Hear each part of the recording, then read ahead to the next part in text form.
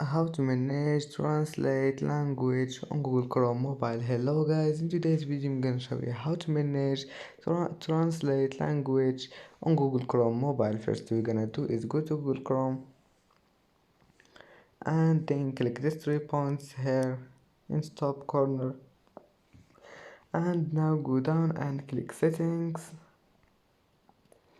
and then go down until you find this one, languages, and click on it, and then go down and click this one, advanced, and here you can manage this one, translate into this language, and click on it and choose any language you want, and then just go back and it will be saved.